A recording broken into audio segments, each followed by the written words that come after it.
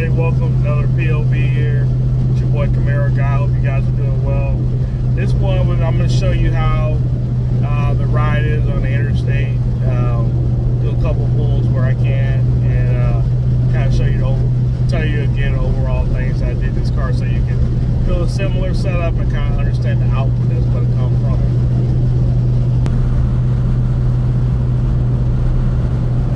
Alright, so as you can see here, I'm on the interstate, running about at the speed limit, you know, about 70, 75 miles an hour. I run on E85, it's a flex fuel car. My setup is I have a 5th gen Camaro, obviously. I have a Camaro SS. I have a Craftworks supercharger that gives me around 7 pounds of boost. I have a stage 2 centrifugal cam.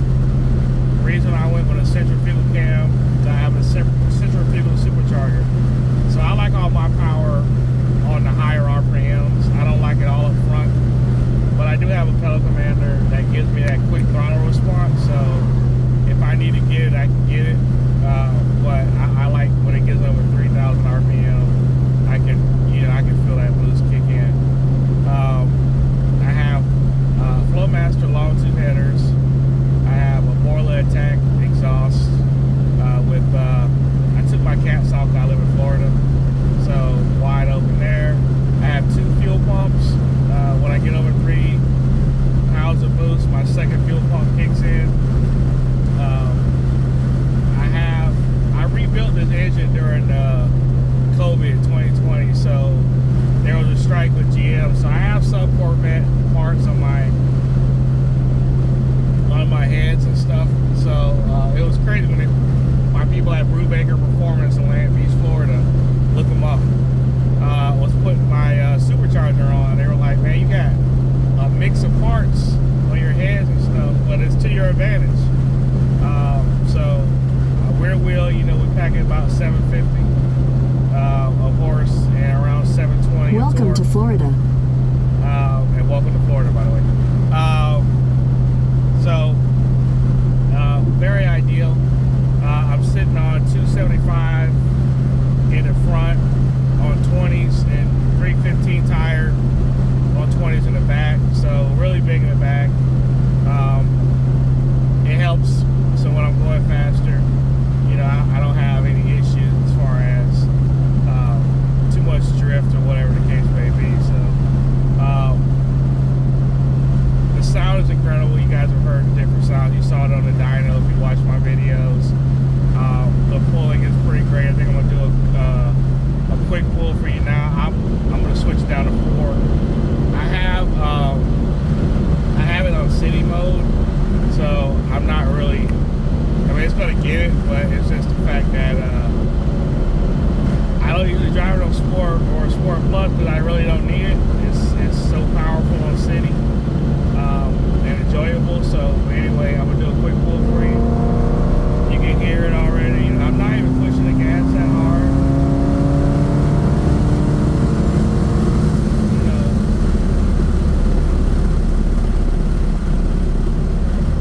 I mean, so you know, I just dropped to the 4th. Sometimes I'll stay at 5 or 6 and still get a really nice pull out of it. So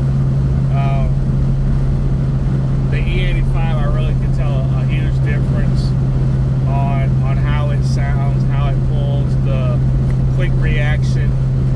I did fail to mention I upgraded my ignition. I have an MSD ignition kit in there with 10mm wires, NGK spark plugs, you know, gap to the best efficiency for me, right? So we can turn this thing around. So, you know, right now, there's nothing else I really need to do for this car. It's very enjoyable to drive.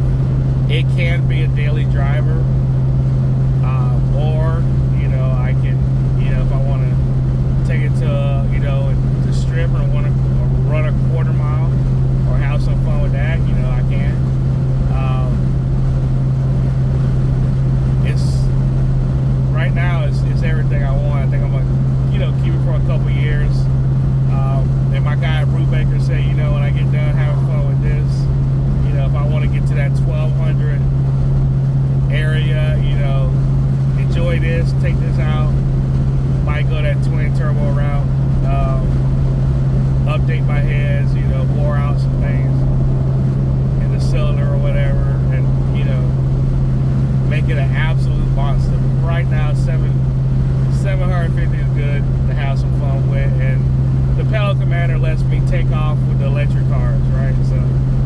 electric cars always have that advantage because they have instant torque. Pedal Commander helps me kind of stick there with them in the beginning. Then my horsepower kicks in, and we good on the back end.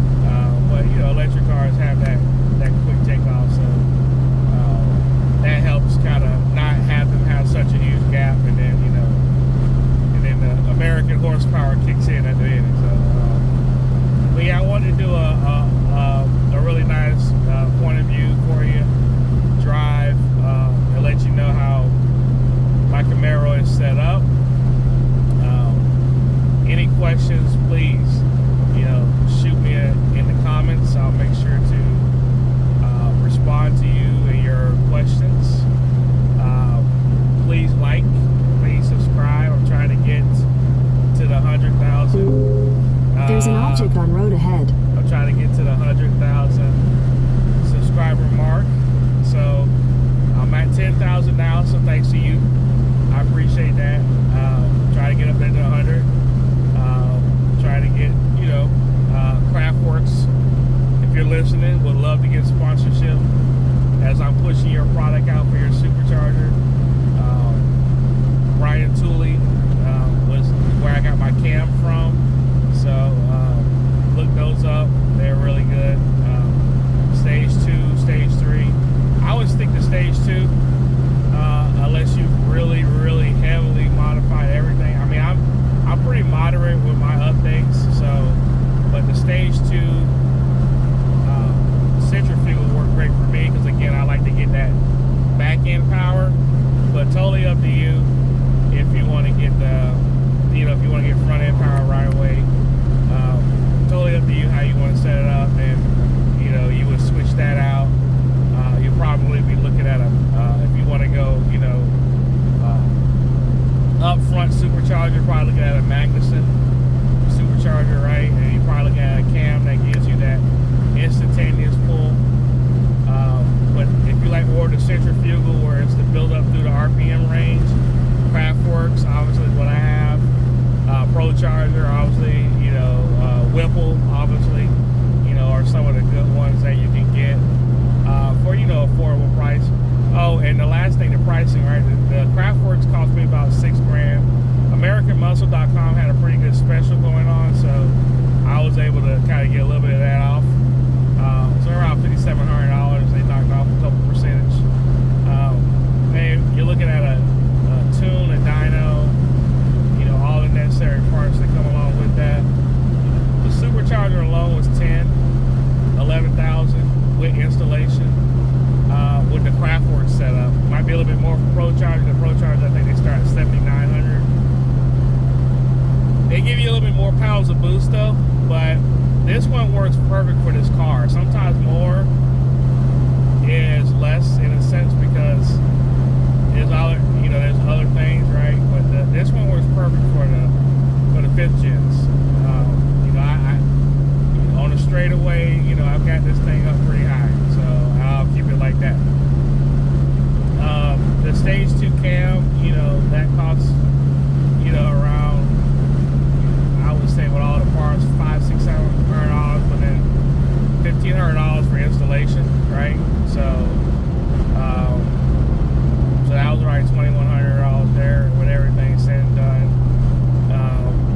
So those two together, it's gonna be around the 12,000 to 13,000 mark for those. Kind of putting them all together. But doing that with the upgrades around that, like long tube headers and stuff like that, you're gonna see a big difference in the way the car sounds, moves, and performs. I do run E85, as I said before, so your flex fuel kit is very important.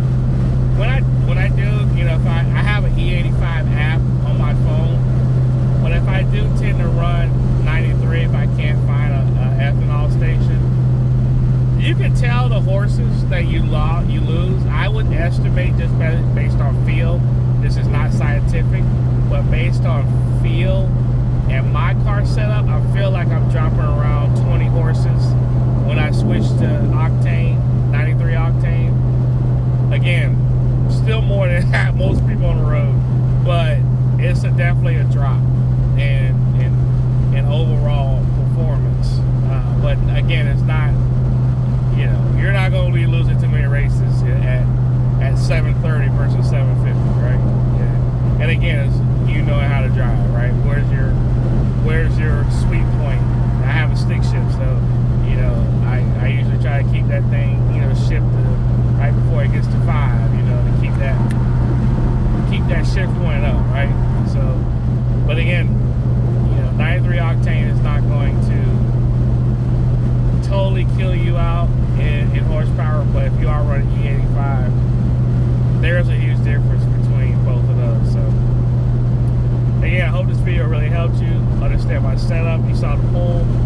I made sure to show you all my setups. Again, if you have any questions, let me know in the comments. Please subscribe. On my way to 100,000, 10% there. We're gonna keep pushing along. This is Camaro Guy in the beautiful state of Florida. Coming back home, about to enjoy this nice, beautiful day. And I will get ready for Jags, Seahawks. Let's go Jags. Duval in the house. You guys take care. See ya.